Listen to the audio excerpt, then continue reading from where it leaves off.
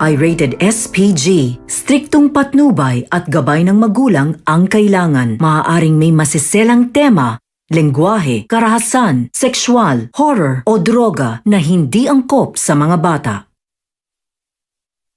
Ikaw na. Sabi niya ako daw. Ulit natin ulit. Wag na, ako yun na yan. Panoorin mo to, sir. Game. Masinto ka na. Okay, so hi guys, my name is Marian Rose Elegaras Matutina. My age is 24. My birthday is on April 17, 2000. And ang address ng bahay namin ay Secret, Malabon City lang. Tapos, fourth year college, taking marketing management sa CMU. Now, for your first questions, it's about self-introduction. Your Okay. name. Tapos na. Okay, that's so. Next question. Sorry, It's ina. okay. Where is your province or provinces? So, ang probinsya namin ay sa Rojas City, tsaka sa Ordaneta, Pangasinan. Okay. Yep.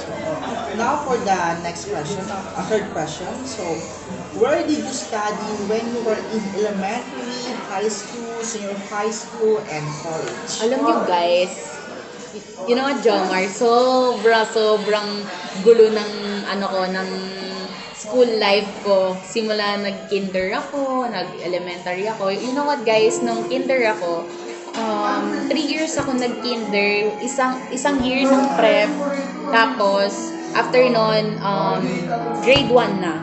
So, dun sa prep and sa kinder, nag-aral ako sa Rojas City. Nung grade 1 ako, dun ako sa Ordaneta City, Pangasinan. Tapos, nung grade 2 na ako, bumalik ulit ako sa Rojas City. And then, nung grade 3 ako, bumalik na ako dito sa Malabon, hanggang ngayong college. Tapos, nung high school ako, nag-aral ako sa Lomas National High School. Tapos, nung senior high school, nag-aral ako sa Jose Rizal High School, sa Arellano, sa may Concepcion. Tapos, ngayon, sa college, here sa City of Malabon University. Yun lang. Ganda ng kanta, no? Now for your next question. So, Okay. when you were a kid, what is your dream? Alam niyo ba guys, nung bata ko, ang pinakapangarap ko, Jomar, maging artista. Tanda ko pa nun, 3:00 ng hapon yun, tas ang kanta pa nun, Faithful Love by Cesar Manalili. Alam mo ba yun yung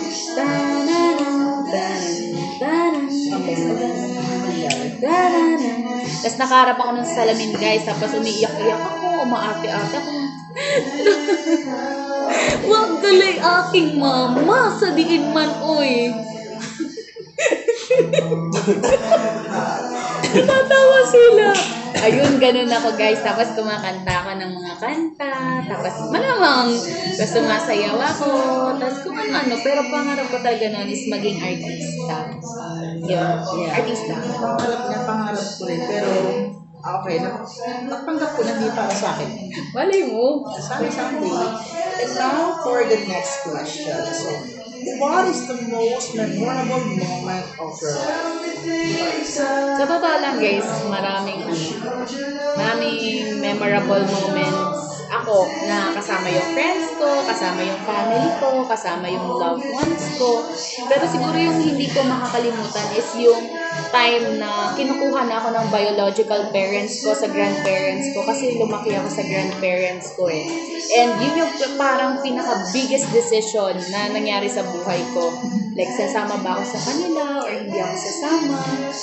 So, medyo masakit yung memories na yon, pero yun yung parang pinaka-tinetreasure ko kasi both of my love, diba, nandoon, biological and my loving parents. Iyak ka na, naiyak ka pa eh. Ayaw niya umiyak.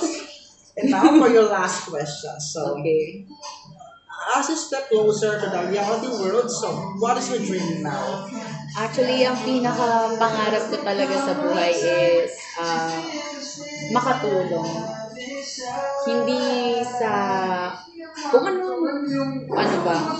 Siguro makatulong sa kahit anong paraan na kaya ko. Kasi pangarap ko talaga na na maka-future ng buhay ng mga kababayan natin na hindi naaabot ng ng mga media like yung mga indigenous people, yung mga Aita, 'di ba? Hindi naman lahat nakakaakyat sa lugar nila, tapos wala silang access ng mga malilinis na tubig. So gusto ko talaga na ma-feature yung buhay nila para kahit papaano is matulungan natin sila. So, yung isa sa dream ko ay maging journalist. Bagay na bagay. Sobrang galing. O yun na, tama na yan. Nagugutom na ako. Kawawa naman si Lord, oh. So, anong question? So, paano yan, sir? Ay, last na yan, magbababay na si Marian. Bye-bye, sir. Alam ko na kung nasan yung camera. Ay, stop na to, 90, hindi, dapat 100 to, sir, Bye-bye.